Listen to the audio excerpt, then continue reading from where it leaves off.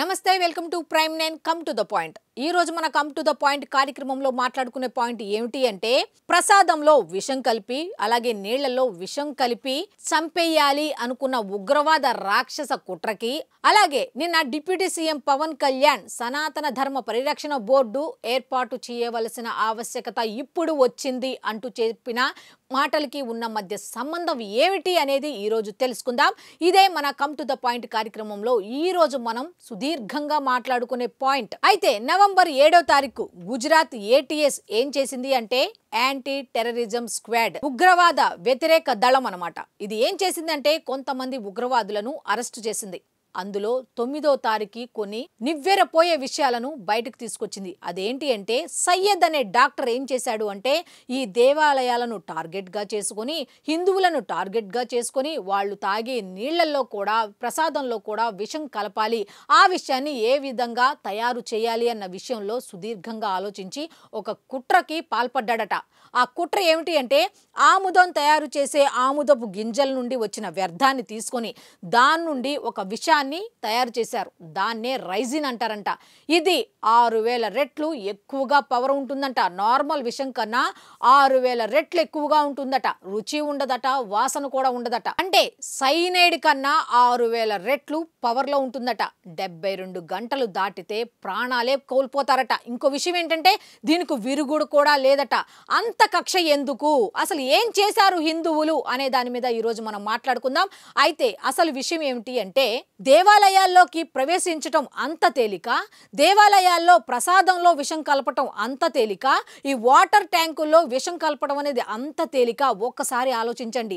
దేవాలయాలను టార్గెట్ చేసుకున్నారు అంటే ఎవరిని టార్గెట్ చేస్తున్నట్టు? సనాతన ధర్మాన్ని టార్గెట్ చేస్తున్నట్ట, లేకపోతే ఈ సనాతన ధర్మాన్ని పాటిస్తున్న హిందువులను టార్గెట్ చేసుకున్నట్ట? ఒక్కసారి ఆలోచించండి. అంత పాపం హిందువులు ఏం చేశారు? ప్రసాదం తిన్న నేరానికి చనిపోవాల్సిన అవసరం ఏం వచ్చింది వాళ్ళకి? అయితే దీనికి సంబంధించి ఈ ఉగ్రవాదులు సనాతన ధర్మానికి సంబంధించి దేవాలయాల్లో ప్రసాదంలో విషం కలపాలి అనుకునే కుట్ర బయటకు వచ్చిన దగ్గర నుంచి ఒక్క హిందూ నాయకులైనా మాట్లాడారా? ఒక హిందూ సంఘం అయినా స్పందించిందా అంటే ఎవరు దీని మీద స్పందించలేదు. నవంబర్ 7వ తారీఖున ఉగ్రవాదులను అరెస్టు చేశారు. 9వ తారీఖున ఈ విషయాలు బయటకు వచ్చాయి. తర్వాత దీని మీద ఒక్కళ్ళు కూడా స్పందించలేదు. అటు ఆర్ఎస్ఎస్ దగ్గర నుంచి ఇటు విహెచ్పి వరకు ఎవరు కూడా స్పందించలేదు. ఏ హిందూ సంఘం కూడా దీని మీద ట్వీట్ చేసింది లేదు, మాట్లాడింది లేదు. అయితే సడన్ గా నవంబర్ 10వ తారీఖు ఇంకొక విషయం బయటకు వచ్చింది. ఏంటి అంటే తిరుమల తిరుపతి దేవస్థానానికి సంబంధించి లడ్డు ప్రసాదానికి సంబంధించి కల్తీ నెయ్యికి సంబంధించి విషయం ఒకటి బయటకు వచ్చింది. సిట్ అధికారులు కొన్ని రకాల విషయాలు దీనికి సంబంధించి బయట పెట్టారు. అవేమిటి అంటే ఒక చుక్క పాలు లేకుండా 2019 నుండి 24 వరకు 68 లక్షల కేజీల నెయ్యిని టీటీడీకి సరఫరా చేశారంట. దీని విలువ ఎంతో తెలుసా? దాదాపు 250 కోట్ల వరకు ఉంటుందట. ఇంకో విషయం తెలుసా? నాణ్యత కానీ లేకపోతే స్మెల్ కానీ లేకపోతే అది ఒరిజినలా కాదా అని తెలుసుకోకుండా కొన్ని రకాల రసాయనాలు కూడా దాంట్లో కలిపారంట. ఎంత దారుణం! ఇక్కడ సనాతన ధర్మాన్ని పాటించడం వాళ్ళు చేసిన తప్ప? చెప్పండి. సనాతన ధర్మాన్ని పరిరక్షించుకోవటం వాళ్ళు చేసిన తప్ప? వాళ్ళు ఏం తప్పు చేశారని చెప్పి సనాతన ధర్మాన్ని పాటిస్తున్న వాళ్ళ మీద ఈ విధంగా కక్ష కట్టారు. ఇప్పుడు వైఎస్ఆర్సీపీలో సనాతన ధర్మాన్ని పాటించే వాళ్ళు లేరా? ఇటు టీడీపీలో లేరా? అటు వైఎస్ఆర్సీపీ అనే కాదు, జనసేనలో లేరా? బీజేపీలో లేరా? ఈ భారతదేశం అంతా సనాతన ధర్మాన్ని గౌరవించే వాళ్ళు లేరా? దేశ విదేశాల నుండి వస్తున్నారు సనాతన ధర్మం యొక్క గౌరవాన్ని అందిపుచ్చుకోవటానికి, దాని గొప్పతనాన్ని తెలుసుకోవటానికి. ఇక్కడున్న మనం తెలుసుకోలేకపోతున్నాం, ఉన్నదాన్ని కల్తీ చేసి పారేస్తున్నాం. విస్తుపోయే విషయాలు కాకపోతే సిట్ నివేదికలో ఏంటి ఈ విషయాలు? 250 కోట్ల రూపాయలకు సంబంధించి 68 లక్షల కేజీల నెయ్యిని, కల్తీ నెయ్యిని సరఫరా చేశారు అంటే ఎవరి ప్రమేయం ఉంది? ఎవరు దీనికి సమాధానం చెప్తారు అని ప్రశ్నించిన వాళ్ళు ఉన్నారా ఎవరైనా అంటే ఎవరూ లేరు. కాదు ఒక్కరు ఉన్నారు అంటూ నిన్న నవంబర్ 11వ తేదీన డిప్యూటీ సీఎం పవన్ కళ్యాణ్ గారు 2 రకాల ట్వీట్స్ చేశారు. ఉదయం 8:30 ఒకటి, మధ్యాహ్నం 12:30 ఒకటి సనాతన ధర్మ పరిరక్షణ కోసం ఏం చెయ్యాలి అనే దాని మీద ఆయన మాట్లాడారు. ఇందాక చెప్పినట్టు ఉగ్రవాదులకు కూడా ప్రసాదమే టార్గెటా అంటే దేవాలయాల్లోకి, హిందూ దేవాలయాల్లోకి ప్రవేశించడం అంత తేలిక, అంత సులువ? ప్రసాదంలో విషం కలపటం అంత సులువ? హిందువులను చంపేయటం, సనాతన ధర్మాన్ని నాశనం చేయటం అంత తేలిక?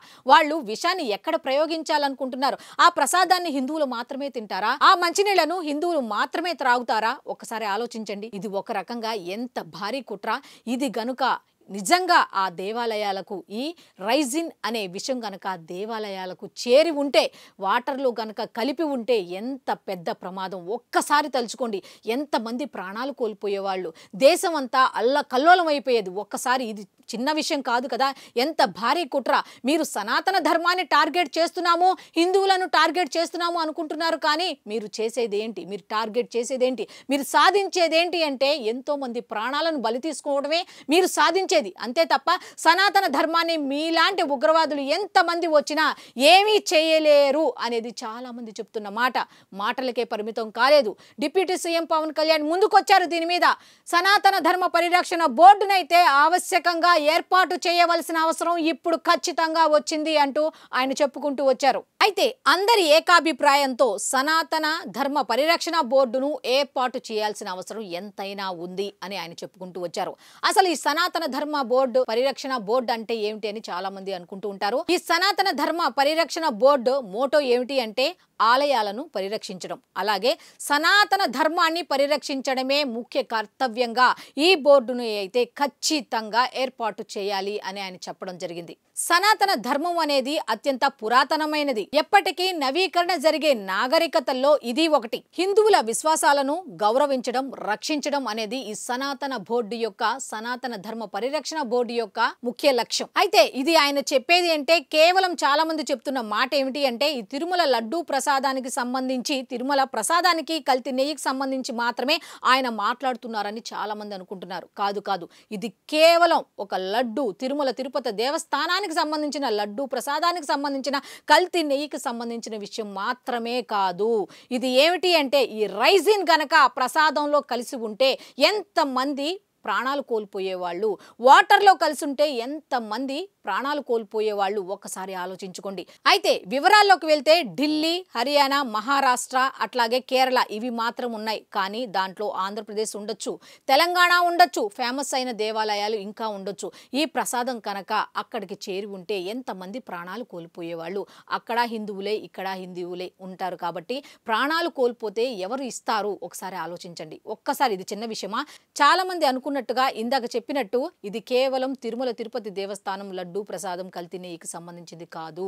ఇది దేశవ్యాప్తంగా దేవాలయాల్లో జరుగుతున్న, సనాతన ధర్మానికి జరుగుతున్న ఒక దోపిడీ, ఒక కుట్ర అని చాలా మంది చెప్పుకుంటున్నారు. సో ఈ కుట్రలను భగ్నం చేయాలి అంటే మనం ఏం చేయాలి అంటే ఒక సనాతన ధర్మ పరిరక్షణ బోర్డు అనేది ఒకటి ఏర్పాటు చేయాలి. బోర్డు పరిరక్షిస్తుంది, కానీ ఇటువంటి జరగకుండా చూడాలి అంటే మనందరం కూడా, మన సామాజికంగా మనందరం కూడా ఒక తాటిపైకి రావాలి. మనం కూడా సనాతన ధర్మాన్ని రక్షించడానికి ఒక ముందడుగు అంటూ వేయాలి అంటూ డిప్యూటీ సీఎం పవన్ కళ్యాణ్ పిలుపునిచ్చారు.